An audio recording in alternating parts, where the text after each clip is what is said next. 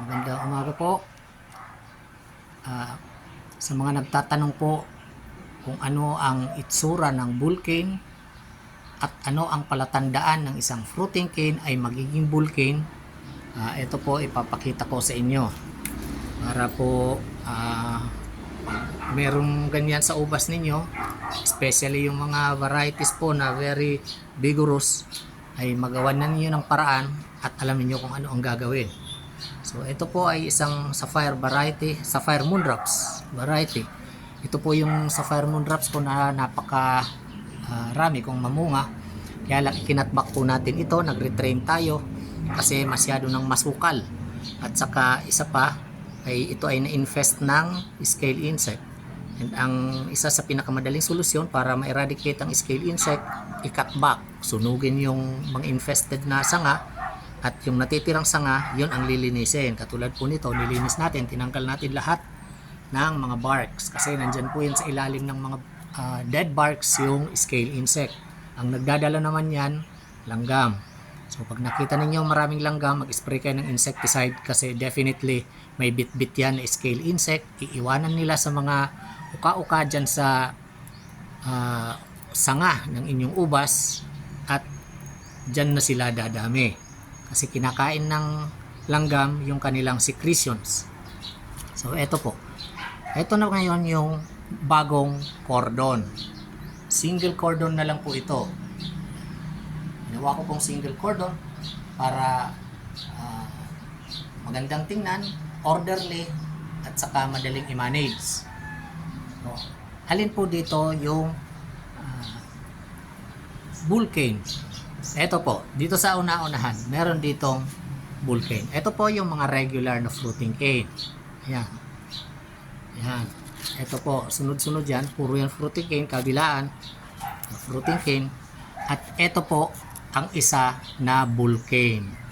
Ngayon, pagmasdan po ninyo. Ito po, bull cane ito. Kung makikita ninyo, yung sinusundan niyang mga fruiting canes ay pencil size pa lang, pero ito pentel pen size na. So ano po ang maaari ninyong gawin dito? Dalawa po ang pwede natin gawin dito. Ang una po ay putulin, tanggalin, kasi po kakainin, uubusin yan ang nutrients, ang energy ng ubas, at hindi po ito, pati yung ibang sanga niya, pati yung ibang fruiting cane ay maapektuhan, hindi po yan bubunga. At ito pong bull cane na ito, definitely ay hindi rin po ito bubunga kahit po anong gawin natin dito. Swerte na lang kung mamunga yan ng isang bunch. Ngayon po, ito, ang isa pang option na pwede ninyong gawin, i-convert nyo na ito kaagad into a cordon. So, yung bull cane natin, gagawin na natin cordon, yung kanyang mga laterals, yun na po ang magiging fruiting canes. Ayan, yung mga laterals niya. Ginawa ko na po yan na fruiting canes. Ayan. So, ngayon, itong bull cane na kinonvert ko sa cordon ay nagdala na ng kaunting biyaya. Yung mga fruiting canes po na bago, na galing dito sa kanyang bull cane, ito na yung mga fruiting canes, ay meron na itong mga maliliit na bulaklak. Ayan, bulaklak. Ayan pa, bulaklak. Ayan, ito pa, galing ito dito sa sanga na ito. Itong sanga na ito, na ikinurad natin yan. Ayan, may bulaklak. Ito pa po, o yan. So, yung kanyang bull cane ay napakinabangan natin at nagbigay pa ng biyaya. O, yan lang po, pwede ninyong gayahin. Pero hindi ko po sinasabi na gayahin ninyo, na sundin ninyo kung ano yung sinasabi ko. Pero ito po ay ano lang, recommendation. Kung gusto ninyo, pwedeng gayahin.